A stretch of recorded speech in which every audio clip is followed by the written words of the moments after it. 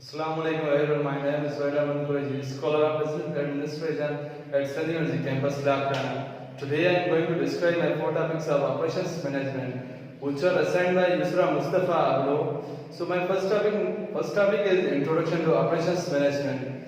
Operations management is the function of responsible for planning, coordinating, and controlling the resources needed to produce products and services for a company. Operation management is the management of process that transform inputs into goods and services that add value for a customer.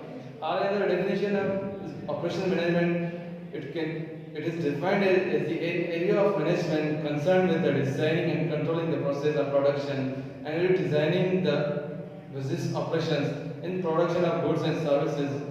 And operation management is the administration of business practices and create a highest level of efficiency possible within an organization.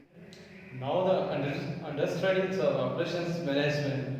Operation management involves utilizing resources from the staff, materials, and equipment and technology. Operations manager acquire, develop, and deliver goods to clients based on client needs and the abilities of a company. Operation management handles various strategic issues including determining the size of manufacturing plants and project management, methods and implementing the structure of information technology networks.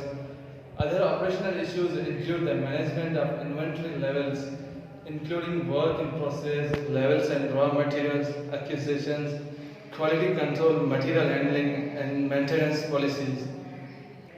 Special considerations of operations management. An operation management professional understands local and global trends, customer demand and available of resources for production. Operation management approaches the acquisition of materials and the use of labor in a timely, cost-effective manner to deliver customer expectations.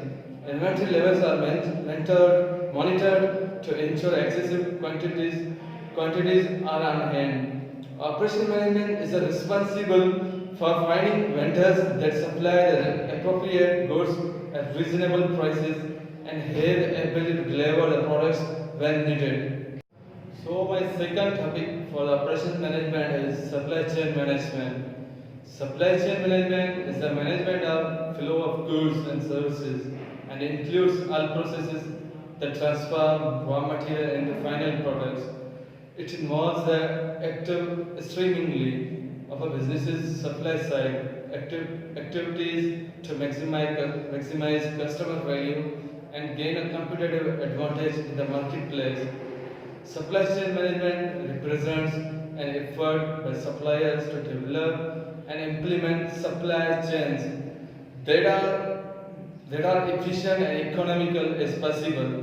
Supply chain covers everything from production to product development to the information systems needed to direct these undertakings. Supply chain can be defined as a connected network of individuals, organizing resources, activities, and technologies involved in the manufacture and sale of product or services.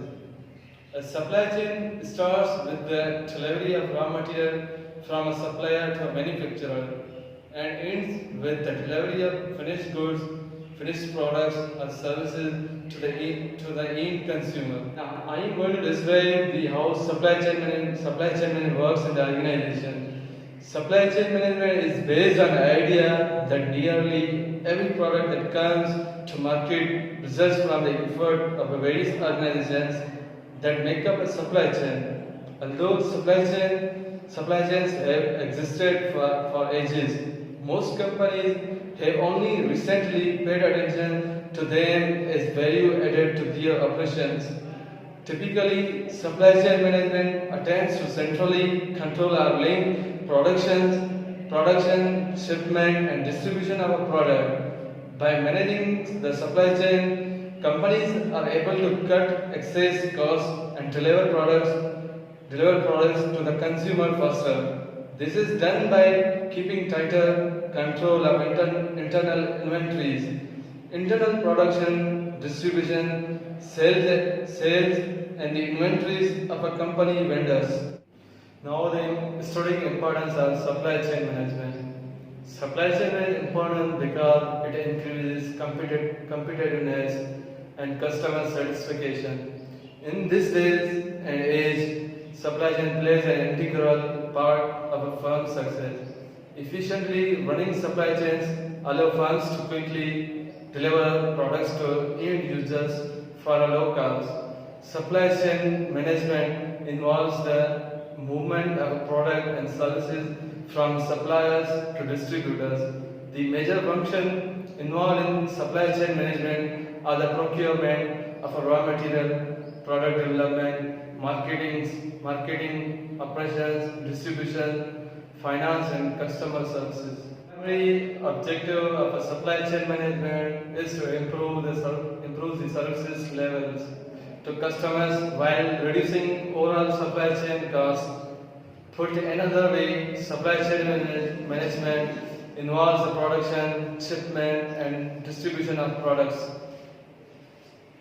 Management is forecasting. Forecasting has been so important for so many years in a business life. The theoretical body of work is large, however, the context in which forecasting operates has changed substantially. Throughout the last decade, in the great days of planning represented by the 50s and 60s, forecasting was an easy task. Demand was stable and few new products were launched, which made it easier to predict market share and total market growth. Today, it is not as simple to forecast as it used to be. Hence, forecasting is much more complex than just a statistical analysis of previous sales data. Especially companies that operate on a global level experiences the positive sides, but also the drawbacks of the globalization of work. So why do we need to forecast? In general, forecasts are almost always wrong. So why do we need to forecast? Throughout the day, we forecast very different things, such as weather, traffic, stock market, state of our company from different perspectives. Virtually every business attempt is based on forecasting. Not all of them are derived from sophisticated methods. However, best educated guesses about future are more valuable for purpose of planning than no forecast and hence no planning.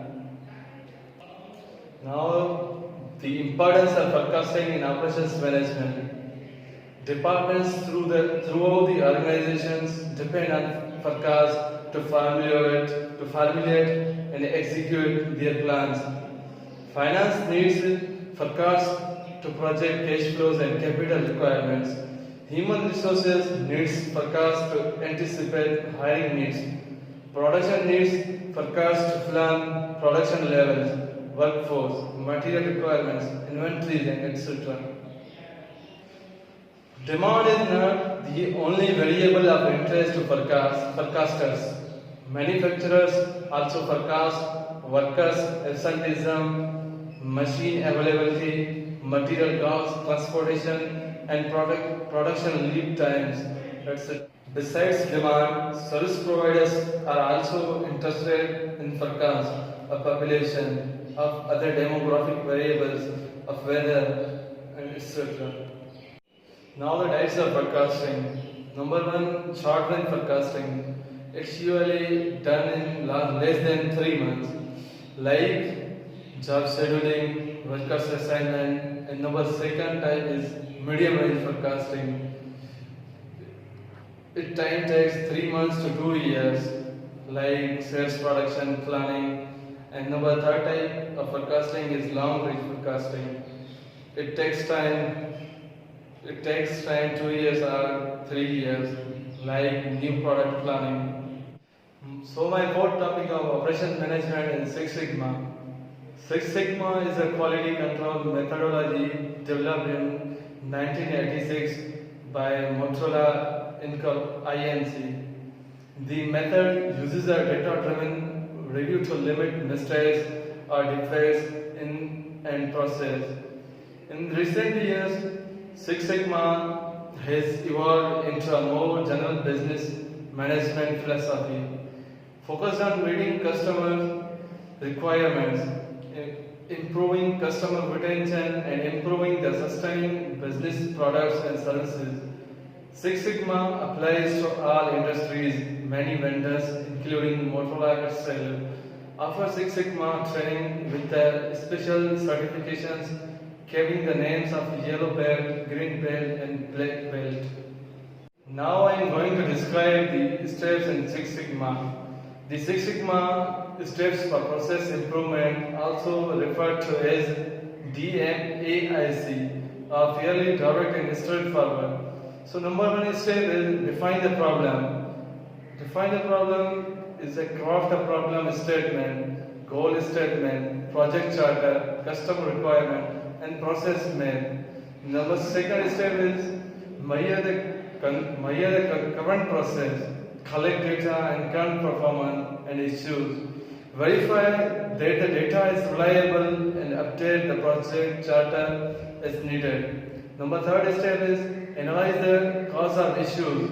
Examine the process and data that was collected, display the data, investigate and confirm what's causing the issues, and continue updating the project charter as needed. Number fourth step is improve the process. Decide on solutions to fix issues and create process maps for those new solutions. Take steps to implement the new fixes and continue to measure improvement. Number fifth and last step is control. Refine the new processes, continue monitoring and use findings elsewhere in the business if possible.